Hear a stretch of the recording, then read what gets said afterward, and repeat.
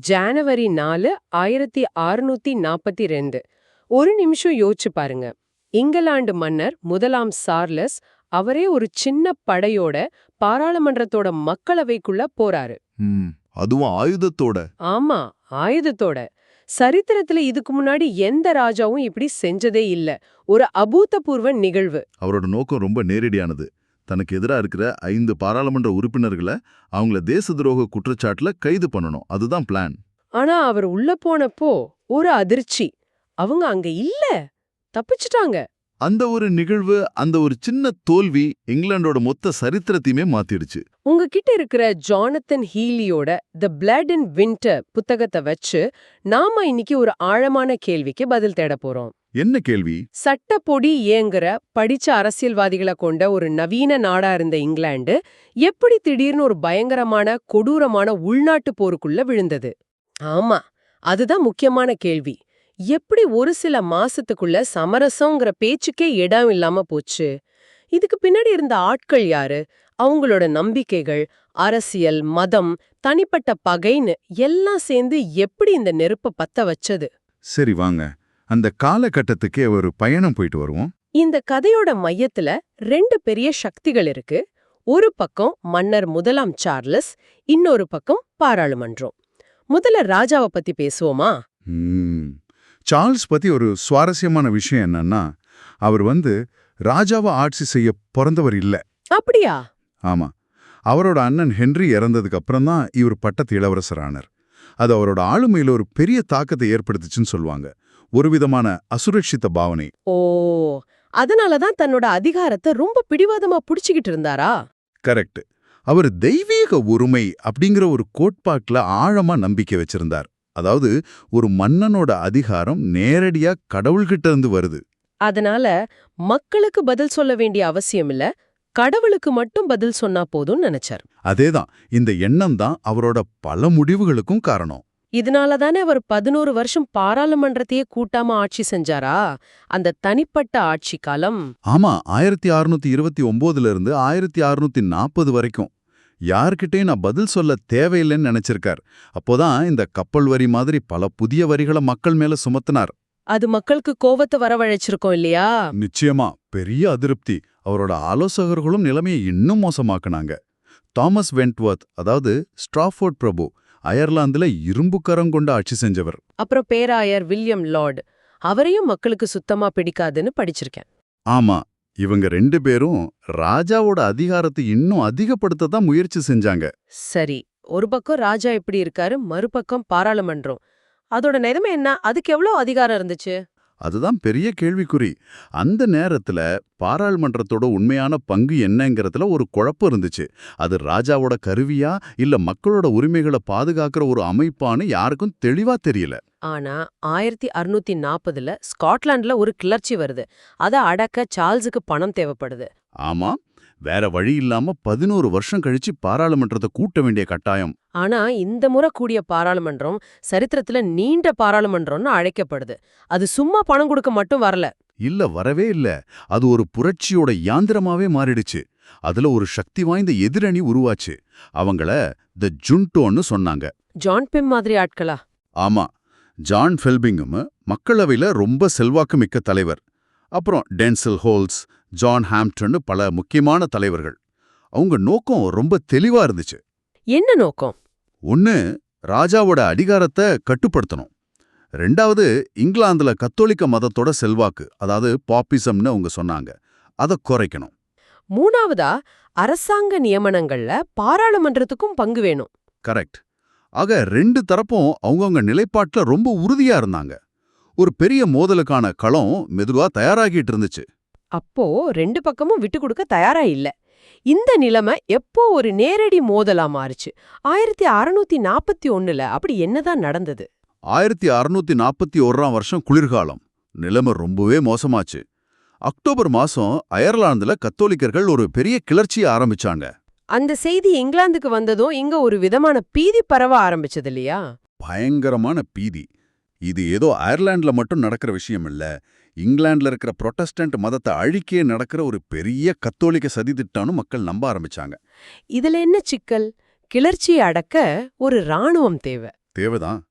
ஆனா இங்கதான் முக்கியமான கேள்வி வந்தது. அந்த ராணுவத்தை கட்டுப்படுத்துறது யாரு? ஓ, பாராளுமன்றம் ராஜாவை நம்பல. சுத்தமா நம்பல. சார்ல்ஸ் அந்த ராணுவத்தை தங்களுக்கு எதிராவே பயன்படுத்துவார்னு பயந்தாங்க. அதே மாதிரி ராஜாவும் பாராளுமன்றத்தை நம்பல. இந்த நம்பிக்கையின்மை தான் எல்லாத்துக்கும் காரணமா? ஆமா. இந்த குழப்பமான சூழல்ல தான் அந்த மாபெரும் கண்டன மனு கொண்டு வரப்பட்டுச்சு. தி கிராண்ட் ரீமான்ஸ்ட்ரன்ஸ். அது என்ன மனு? அது ஒண்ணும் இல்ல. சார்ல்ஸோட ஆட்சி மேல இருந்த எல்லா குற்றச்சாட்டுகளையும் பட்டியலிட்ட ஒரு நீண்ட டாக்குமெண்ட். நாள் முழுக்க விவாதம் நடந்ததா படிச்சிருக்கேன். ஆமா, பயங்கர காரசாரமான விவாதம். கடைசியா நடுராத்திரியில ஓட்டெடுப்பு நடத்தினாங்க. வெறும் 11 வாக்குகள் வித்தியாசத்துல தான் அந்த மனு ஜெயிச்சது.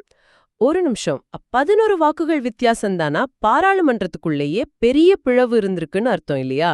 அருமையான பாயிண்ட். நிச்சயமா பாராளுமன்றமே 2ஆ பிளவுபட்டு தான் இருந்துச்சு. பல உறுப்பினர்கள் ராஜாவோட அதிகாரத்தை கட்டுப்படுத்தணும்னு நினைச்சாலும் இந்த அளவுக்கு போறது தப்புன்னு நினைச்சாங்க. ஆனா ஜான் பெம் டீம் இதோட நிறுத்தலையே. நிறுத்தல, அவங்க ஒரு படி மேல போனாங்க. அந்த மனு அச்சிட்டு மக்களுக்கு விநியோகிக்கவும் முடிவு செஞ்சாங்க. இதே ஒரு பெரிய விஷயம். ஏன்னா அது ஒரு புரட்சிகரமான செயல். அதுவரைக்கும் பாராளுமன்ற நடவடிக்கைகள் எல்லாம் ரகசியம். ஆனா இப்போ முதல் முறையா அவங்க ராஜாவை தாண்டி நேரடியா மக்கள் கிட்ட முறையிட்டாங்க. அரசியல அரண்மனையிலிருந்து தெருக்களுக்கு கொண்டு வந்த ஒரு தருணம். மிக சரியா சொன்னீங்க. அப்போ லண்டன் நகரம் ஒரு கொதிநிலையில இருந்துச்சு. தெருக்கள்ல மக்கள் கூடி பிஷப்புகள் வேண்டாம் அப்படின்னு கோஷம் போட்டாங்க. புதுசா வந்த அச்சு இயந்திரங்களால அரசியல் துண்டு பிரசுரங்கள் எல்லாம் ரொம்ப மலிவா கிடைச்சதுன்னு சொல்வாங்க. ஆமா, அதனால சாதாரண மக்களுக்கும் அரசியல் போய் சேர ஆரம்பிச்சது. ஜான் டெய்லர் மாதிரி பழமைவாதிகள் எல்லாம் என்னடா இது உலகம் தலைகீழா போகுதுன்னு பயந்தாங்க. பெண்கள் கூட பொது இடங்கள்ல மதப்பிரசங்கம் செய்ய ஆரம்பிச்சாங்க. இந்த சமயத்துல தான் கேவலியர்ஸ் மற்றும் ரவுண்ட் ஹெட்ஸ்ங்கிற வார்த்தைகள் புழக்கத்துக்கு வந்ததா? ஆமா, ராஜாவை பாதுகாக்கிறதுக்காக முன்னாள் ராணுவ வீரர்கள், பிரபுக்கள்னு ஒரு கூட்டம் லண்டன்ல ஒன்னு சேர்ந்தாங்க. அவங்க தான் கேவலியர்ஸ். ரவுண்ட் ஹெட்ஸ்ங்கிற பேர் அவங்களோட ஹேர் ஸ்டைல் வஜேசே வந்ததா? ஆமா, அது ஒரு பியூரிட்டன் ஸ்டைல். ரொம்ப எளிமையா தலையை சுத்தி முடிய வெட்டிக்கிட்டாங்க. அதனால அவங்கள கிண்டலா ரவுண்ட் ஹெட்ஸ்னு கூப்பிட்டாங்க. அப்போ லண்டனோட தெருக்கள்ல இந்த 2 குழுக்களுக்கும் நடுவுல அடிக்கடி சண்டைகள் நடந்துச்சு. ஆமா, லண்டன் ஒரு போர்க்களமா மாற ஆரம்பிச்சது. நிலைமை இந்த அளவுக்கு மோசமாயிடுச்சு. இதுக்கு மேல சமாதானத்துக்கு வழியே இல்லையா? ஜனவரி 1642 அந்த திரும்ப முடியாத புள்ளி. அங்க என்னதான் நடந்தது? ஜனவரி 1642ல மன்னர் சார்ல்ஸ் ஒரு துணிச்சலான ஆனா ரொம்பவே தவறான ஒரு முடிவெடுத்தார். அந்த 5 உறுப்பினர்களை கைது செய்யற முடிவா? அதேதான். ஜான் பெம், டென்சில் ஹோல்ஸ் உட்பட 5 பேரை தேச துரோக குற்றச்சாட்டுல கைது செஞ்சா பாராளுமன்றத்தோட முதுகெலும்ப உடைச்சிடலான்னு அவர் நினைச்சார். ஆனா அவரோட திட்டம் வெற்றி பெறலையே. அது எப்படி பாராளுமன்றத்துக்கு முன்கூட்டியே தெரிஞ்சது? அங்கதான் கதையில ஒரு சுவாரஸ்யமான திருப்பம். லூசி ஹே, அதாவது கார்லைல் கோமகள்னு ஒரு பெண்மணி. அவங்க ராணியோட ரொம்ப நம்பிக்கைக்குரிய தோழி. ஓ. ஆனா அதே சமயத்துல பாராளுமன்ற தலைவர்கள் கிட்டயும் அவங்களுக்கு ரகசிய தொடர்பு இருந்துச்சு. அவங்க தான் இந்த தகவலை முன்கூட்டியே கசிக்க விட்டாங்க. அப்படியா? அப்போ ராஜாவோட மொத்த திட்டத்தையும் கெடுத்தது ராணியோட தோழியா? இது ஏதோ சினிமா கதை மாதிரி இருக்கே. வரலாறு எப்பவுமே சினிமாவை விட சுவாரஸ்யமானதுதான். அந்த தகவல் கிடைச்சதும் ஜனவரி 4ஆம் தேதி சார்லஸ் மக்களவைக்குள்ள நுழையறதுக்கு கொஞ்ச நேரத்துக்கு முன்னாடி அந்த 5 பேரும் தப்பிச்சு போயிட்டாங்க. ஆமா, தேம்ஸ் நதி வழியா ஒரு படகுல தப்பிச்சிட்டாங்க. அந்த காட்சி எப்படி இருந்திருக்கும்? ஒரு நாட்டுக்கே ராஜாவானவர் படை வீரர்களோட உள்ள வர்றாரு. ஆனா அவரு தேடி வந்த ஆட்கள் அங்க இல்ல. நினைச்சு பாருங்க, அந்த இடத்துல ஒரு நிசப்தம். சார்லஸ் உள்ள நுழைறார். எல்லாரும் அதிர்ச்சியில எழுந்து நிக்கறாங்க. அவர் நேரா சபாநாயகர் வில்லியம் லென்தால் கிட்ட போய் அந்த 5 பேரும் எங்கன்னு கேக்குறார். அப்போ சபாநாயகர் என்ன சொன்னார்? அவர் சொன்ன பதில் இங்கிலாந்து பாராளுமன்ற வரலாற்றிலேயே பொன்னெழுத்துக்களால் பொறிக்கப்பட வேண்டிய ஒரு பதில். ரொம்ப மரியாதையா ஆனா உறுதியா சொன்னாரு. என்ன சொன்னார்? மாட்சிமை பொருந்திய மன்னரே, இந்த இடத்தில் இந்த அவை என்னை வழிநடத்துவதைத் தவிர எனக்கு பார்க்க கண்களும் இல்லை, பேச நாவும் இல்லை. அடேப்பா, எவ்வளவு பெரிய விஷயம் இது!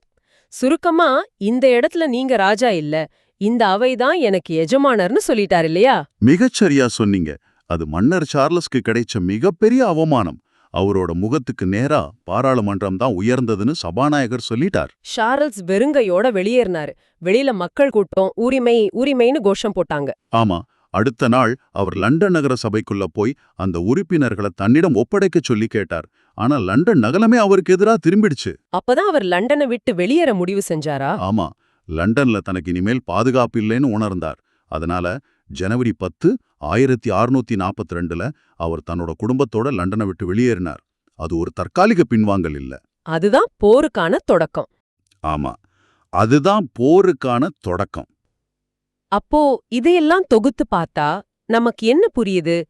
ஒரு சில மாதங்களுக்குள்ள சித்தாந்த ரீதியான மோதல்கள், மதத்தோட பேர்ல பரவின பயம், தனிப்பட்ட பகை, இது எல்லாத்துக்கும் மேல மன்னரோட தவறான கணக்கீடுகள் எல்லாம் சேர்ந்து இங்கிலாந்த ஒரு உள்நாட்டு போரோட விளிம்புக்கு கொண்டு வந்து நிறுத்திடுச்சு.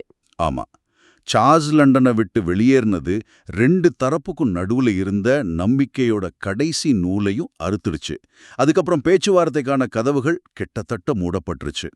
இனிமேல் ஆயுதங்கள் மட்டும்தான் பேசுங்கிற ஒரு கொடூரமான அத்தியாயம் தொடங்குச்சு. ஆமா, இந்த விரிவான அலசல் உங்களுக்காக ஒரு முக்கியமான கேள்வியை எழுப்புது. ஒரு தேசம் இந்த அளவுக்கு ஆழமா பிளவுபடும்போது அதோட காயங்களை எப்படி ஆத்த முடியும்? சுவாரஸ்யமான விஷயம் என்னன்னா, இந்த மோதல்ல 2 தரப்புமே அவங்கவங்க வழியில ஜெயிச்சாங்கன்னு வரலாறு சொல்லுது. எப்படி? பாராளுமன்றம் மத சுதந்திரத்துக்கு வழிவகுத்தது. முடியாட்சி திரும்பவும் வந்தாலும் அதோட அதிகாரம் கடுமையா கட்டுப்படுத்தப்பட்டுச்சு. சரி. நீங்க சிந்திச்சு பார்க்க வேண்டிய விஷயம் இதுதான். அந்த போரோட வடுக்களும் அது கத்துக் கொடுத்த பாடங்களும் இன்னைக்கும் இங்கிலாந்தோட அரசியல்லையும் சமூகத்திலையும் எப்படி பிரதிபலிக்குது? ஒரு நாட்டோட கடந்த காலம் அதோட நிகழ்காலத்தையும் எதிர்காலத்தையும் எப்படி வடிவமைக்குதுங்கிறதுக்கு இது ஒரு சக்தி வாய்ந்த உதாரணம். ஆமா, அந்த பிளவுகளின் எதிரொலிகள் இன்னும் அங்கே ஒலித்துக் கொண்டுதான் இருக்கின்றனவா? யோசிச்சு பாருங்க.